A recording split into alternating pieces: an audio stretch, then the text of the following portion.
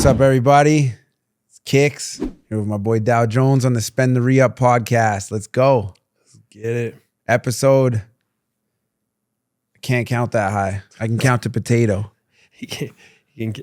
Once he runs out of fingers and toes, it's over. It's over. It's a wrap. Thanks to everybody jumping in on whatever you're watching here. I don't really care if you are or not.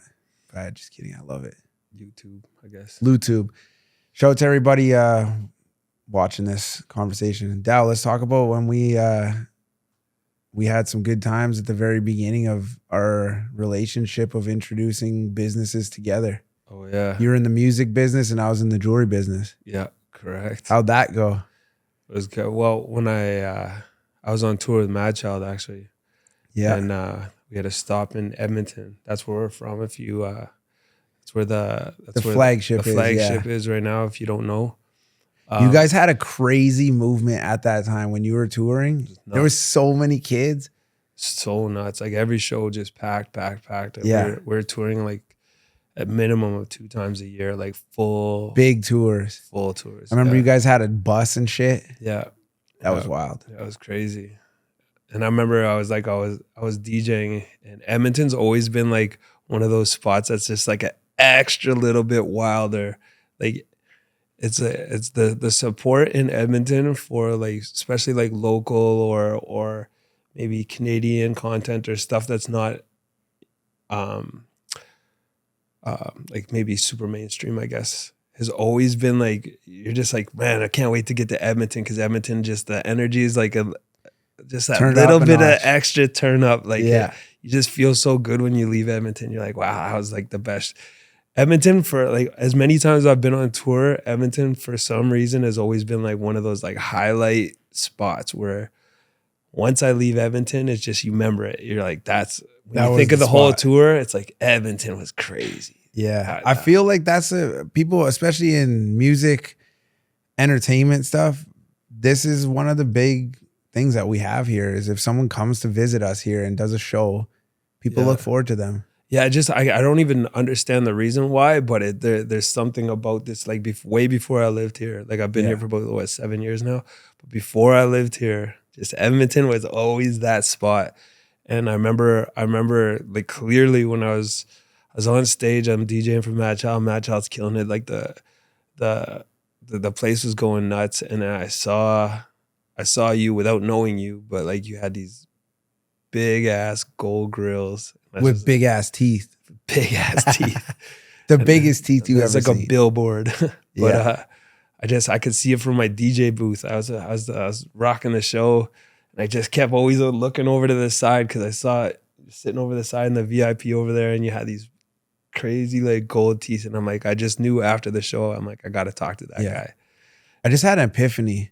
Mm-hmm. Maybe that's why my business was successful at the beginning, and not everybody else selling grills was as successful, is because they don't got big enough teeth. Come on, dude. Yo, Johnny Dang need bigger teeth. Yeah, everybody got the little short teeth. Yeah. No. You put an 8-pack on me, and damn, dude, that shit catching wind. Kiks got extra carrots, that's for sure. Yeah. But so anyways, I saw you on the side, and I knew after I was done the show, I'm gonna go talk to that guy.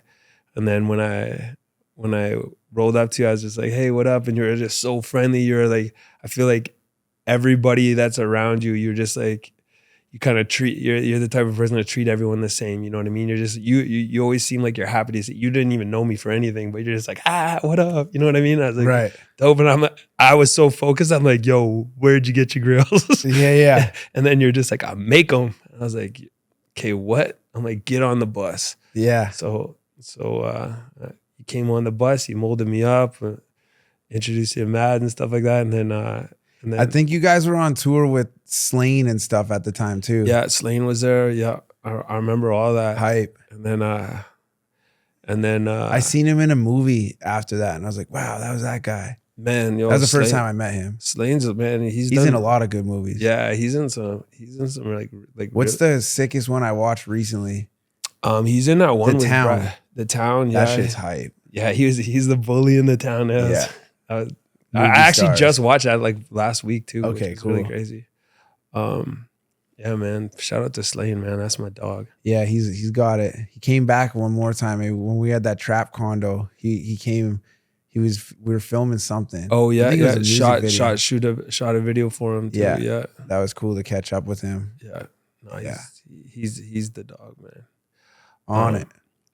But yeah, then we kind of built that relationship from that point on. It was right there, and then you hit me up when I was in Toronto. I remember I was in Toronto and I had a few days off, and you're like, "Yo," I'm like, "I just finished your Grillz."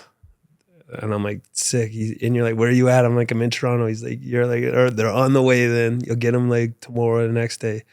And I had a couple of days off. So by the time I got the Grillz, I had to go pick them up at a FedEx station. And then put them in. And that night I had the show. So I remember being at the show. I think it was a Rock Power playing at.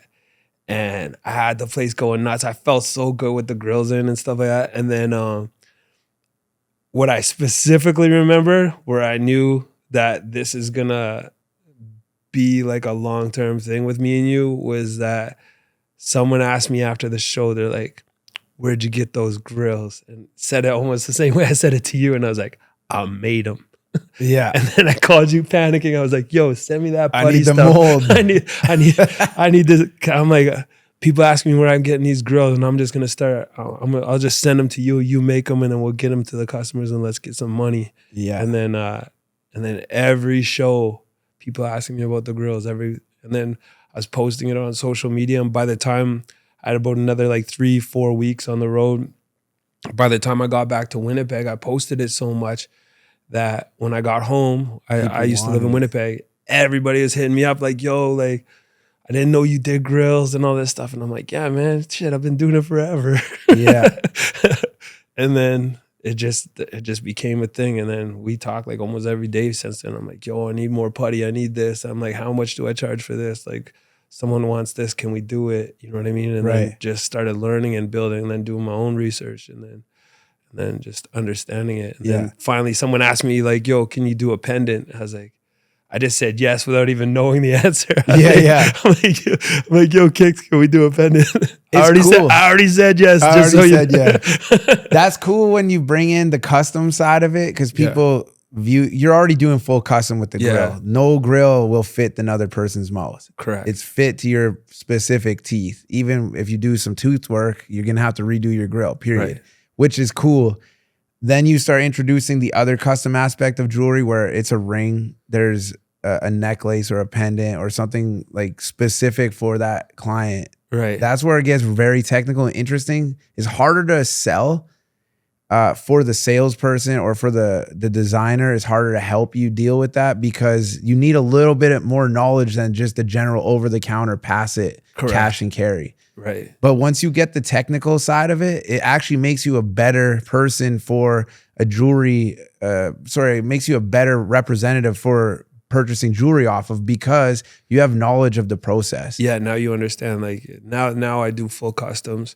I haven't really done Grillz for a while. Like Khalil does most of the Grillz in the shop now. So I'm head of customs and designs for custom. But now I went from knowing nothing to like understanding almost every process along the way. You know what I mean? And even like how it's done, like the techniques that are used, like how all the metrics of the fabrication and stuff. Yeah. So it's like it's been a cool growing experience, I guess. It's fun. I love building on a client's idea and then going far. We have that's my favorite part about it. So it's like if a client comes to you with an idea, and then now I understand what's possible, what's not possible, or even something I haven't tried before. Like, how do we do this? You know what I mean? Like, so, and then seeing that final result or the final, I actually just love the whole process. I'm a creative person, right? So I like being creative. I like coming up with new ideas. Like I always watch those shows where they build cars. Like I don't really know a bunch about cars, but I'm like when I see what it looks like at like even Pimp My Ride, you know what I mean? Yeah. Like, oh, I didn't know you could do stuff like that. You just add that fishbowl in the back. I love all those type of shows where I just had another idea yesterday of a new pendant. Or sorry, not a pendant. It's a ring, but from a pendant that we designed. I wanted to go ahead and I'm going to implement that. I'm not going to say what it is, but I'll tell you after. Okay. It's sick. Just from another pendant that had been done before, I thought, man, we got to really pop this into a ring, just because it's so. There's like the jewelry that just everybody has, and then there's the jewelry that you look at and you're like, what? I've never seen that before in my life. Yeah, that shit is crazy. I love it when we can like think outside the box. Like I always go back to like even that oil jack pendant, which the is pump jack, pump jack, which is really cool. We literally made it to spec. Like if you turn it all the way around, pump jack, 360. It's a very Alberta piece. We're burning fossil fuels and getting oil. The most Alberta piece ever, but it's like But I never pumped that on my stuff yet either. I have a lot of rig life on my account. My whole past life of it. Man, that went viral on my TikTok. Did it? Yeah. Damn, I gotta pop that off because everybody's crazy. Sitting at the rig just sending it out. I just say you're. I did one of the captions. I was like, say you're from Alberta without saying you're from Alberta, right? And then just like it's gone. Loved it. That's it. We've done a lot of cool pieces over the years, learning from that. I remember you doing your very first watch. And you called me. Oh yeah, dude, that was so funny. Because I've never dealt with that much money before, so I didn't even know what to do at once. You know what I mean? Remember, I drove it to you. Yeah, I think you brought it to the showroom. I was so proud. I burnt my whole like profit just driving it there, like getting a hotel and stuff. But I didn't know what to do with that much money. I was like, yeah, that's funny. It's cool. Once you get that, then the next client's like, hey, you put this on my boy. Then we keep moving it on and on and on. Yeah, that's the word of mouth of the business. I love it. But it's kind of weird when you say you didn't know what to do, but now someone could really just drop like a $250,000 and I do deals that are crazy now. But at that point, I was doing like Grillz and little like 2,000, 1,000. And I posted this watch, and one of my good homies actually for a long time was just like, I only had that watch up for probably not even a full minute on my Instagram. And he's like, I'll take it. He didn't even negotiate it with me, nothing. And he just knew it was a good price. Yeah. And I was like, I'm like, okay. And he's like, I got the cash. He's like, when can I have the watch? I'm like, I can have the watch here like tomorrow. So he's like, okay, I'll meet you tomorrow. And I'm like, I felt like I was doing like some deal. Like it was crazy. Yeah.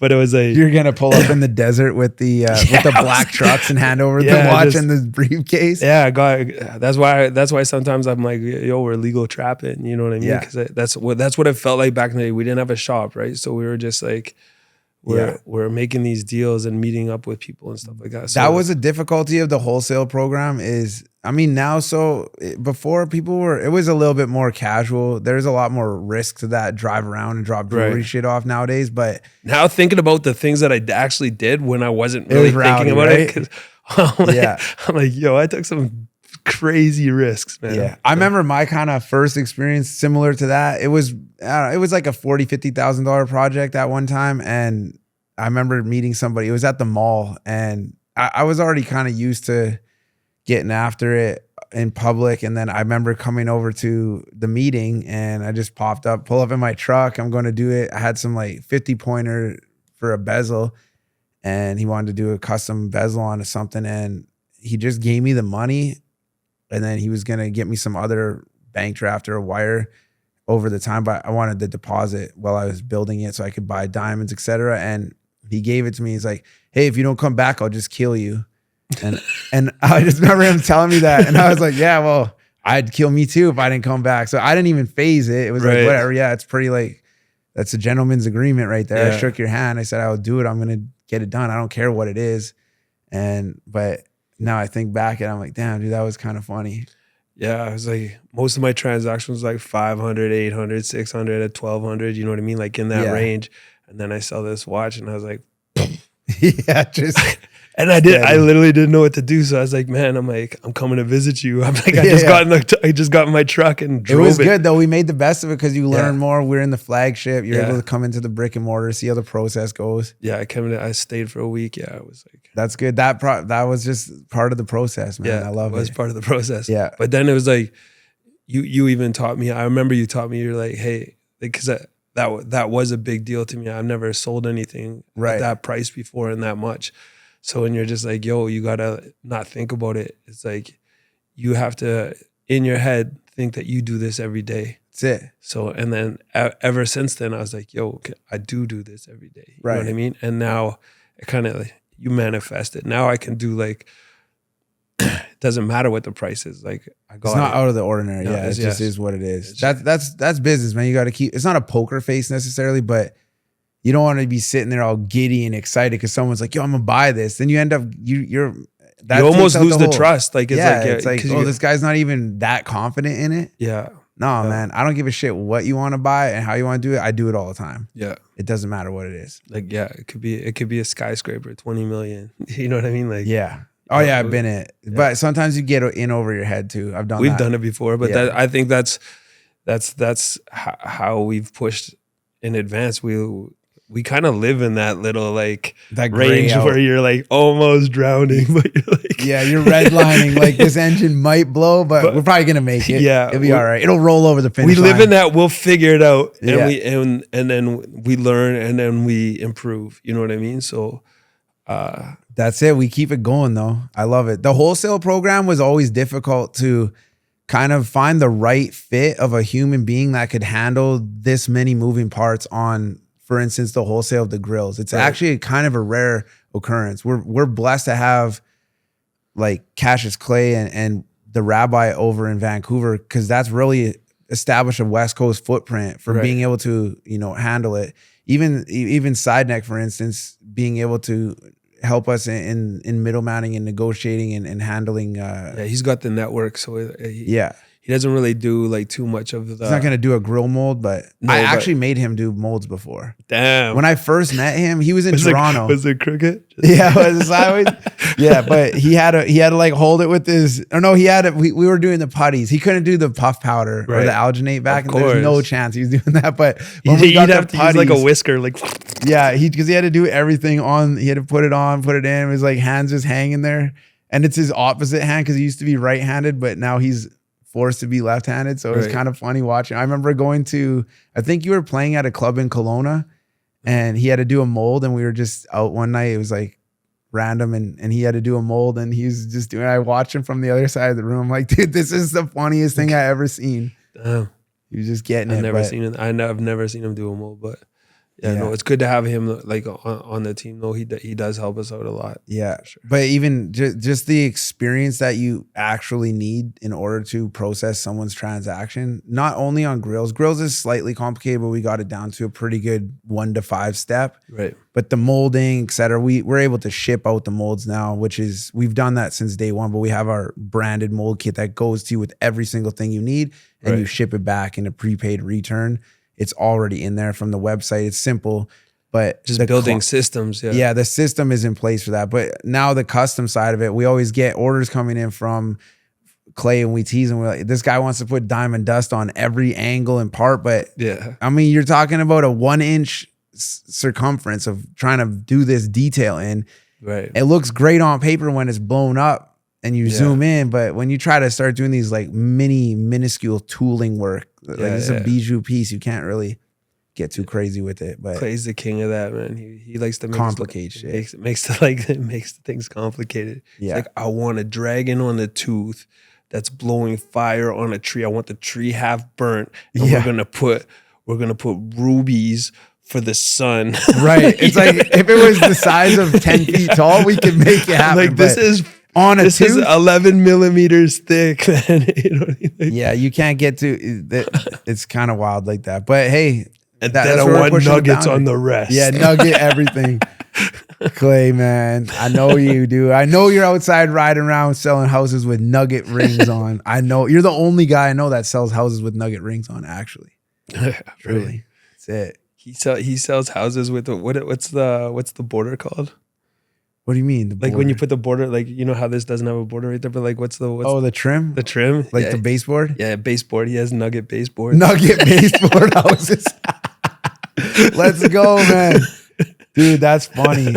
Yeah, he really goes hard on it. He's like a freaking dope fiend on like the project that he does. If he's like, I'm gonna sell real estate, he's going crazy on, I'm gonna sell grills. He goes crazy on it. He did like $1 million of grill sales this, like when he was heavily focused on it. When I was looking back, him and I were doing like, how did you do Like, Wow, 1 million. Yeah, 1 million in sales on focusing. He just gets like hyper focused on it. Right. I mean, I think anybody that, I don't know what you call it, there's probably some sort of scientific. He's just got the hustler mentality. Yeah, he's hustling. But when he gets hyper focused is what I'm trying to say. Oh, you know, it's like when a drug addict gets into drugs, they just go crazy. Right. When you're drinking, you go crazy. You can't, there's no shut. You Like start obsessive compulsive. Yeah, like once you pop, you can't stop. And he just goes hard on it. He's like, I'm doing tattoo shops. Boom, pops up too. Yeah. Like it's just crazy. I love that. That's cool. The grind is real, man. You can't Those are the stop type of that people grind. you want around you though. Yeah, you don't want to be coming up half stepping. Yeah. Heck no.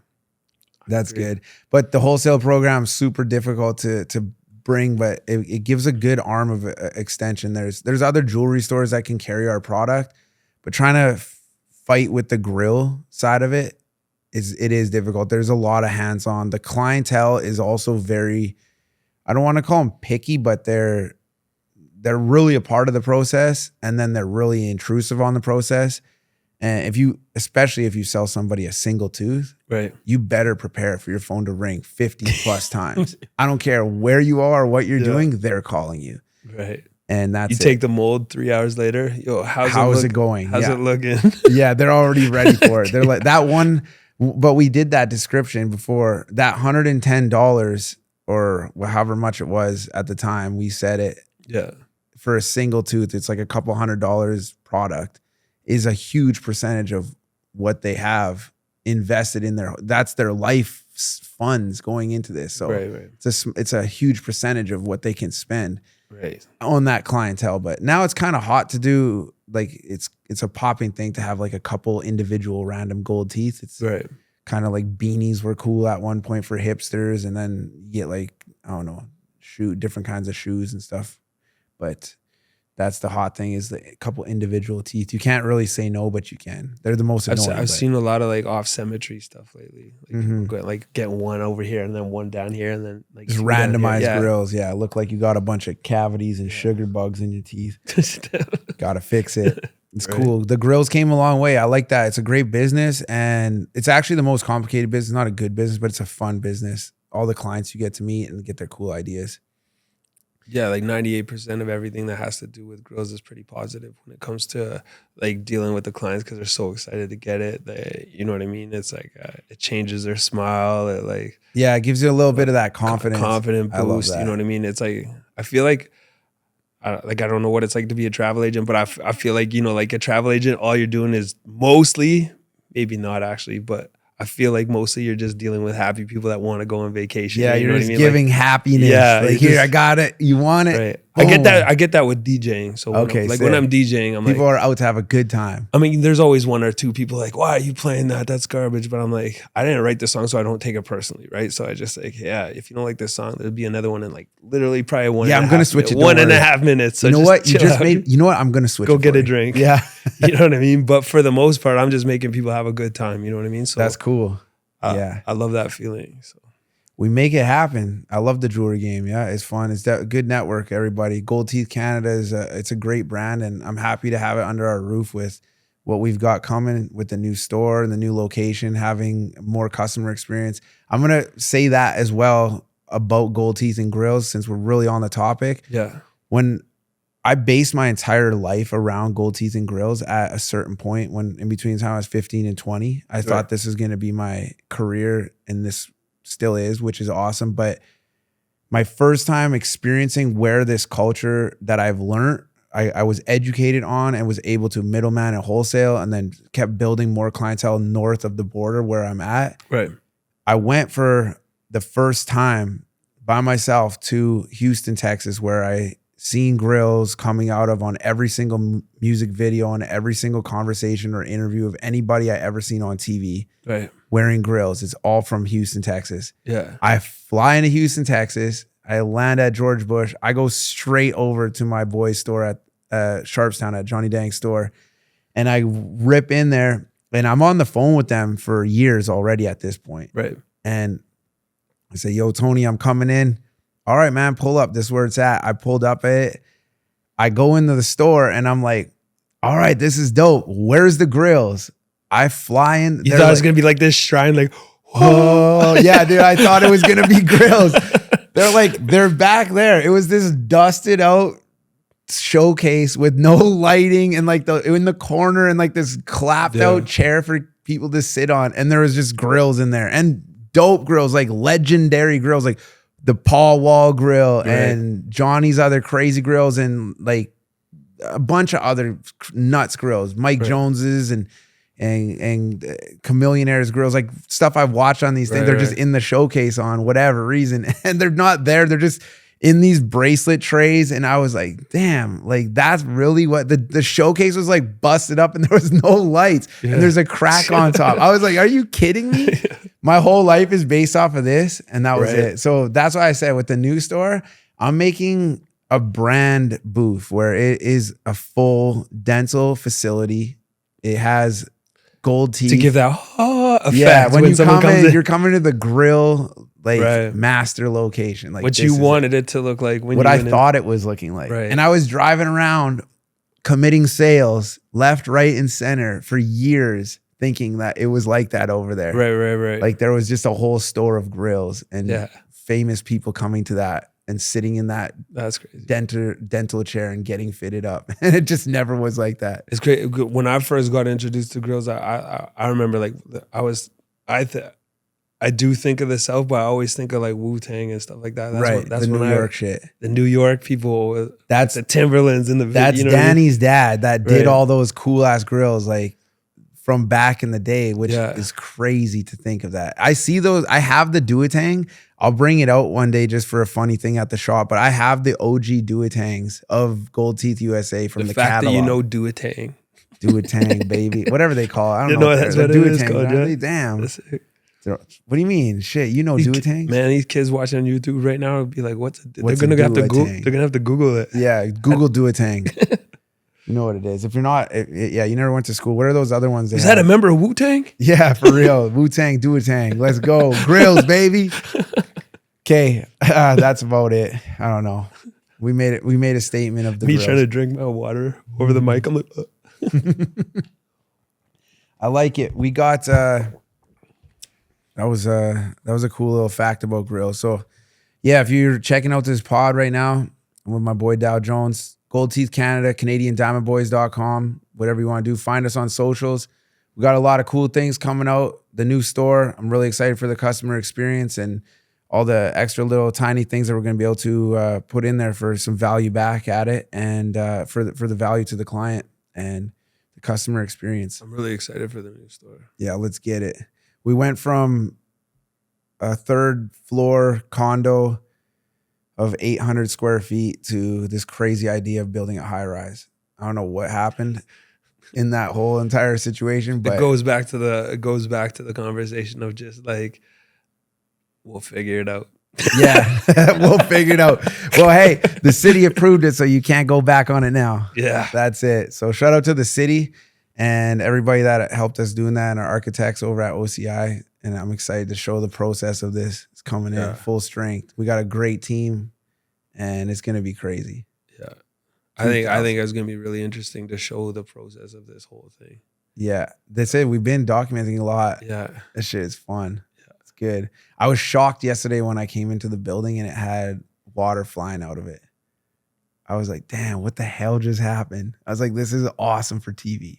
I remember the first time I went in the building like right after it was purchased, and then I think we might have footage of it. If we do, this will be actually really funny. Okay. But I went in the basement and we're like, okay, this is where the workshop's going to be and blah, blah, blah. And I was like, oh, it already has a safe. What kind of safe is this? And I was like, and then I'm like touching it because there's no lights on down there. Yeah. And then I look to the side and there's a little hole. And I'm like, okay, what? Oh yeah, you were up in that, dude. That's got the. We won't tell him what it is right now. Yeah, we'll expose it. But you could probably guess. That's gonna be some funny footage. Yeah, when in doubt, man, you gotta, when you're real estate shopping, you gotta look around. You can't, you know why there's lower value shit, and you just gotta pick it up and dust the dust off and put some paint on it and clean it up. So that's it, man. I love it. Let's get it. Canadian Diamond Boys. Follow us on all these things. Like and prescribe on the channel, and let's get it. Spend the Reup pod. Yep. Let's go. Keep fit and have fun. That re-up money. That re-up money. Out here flossing.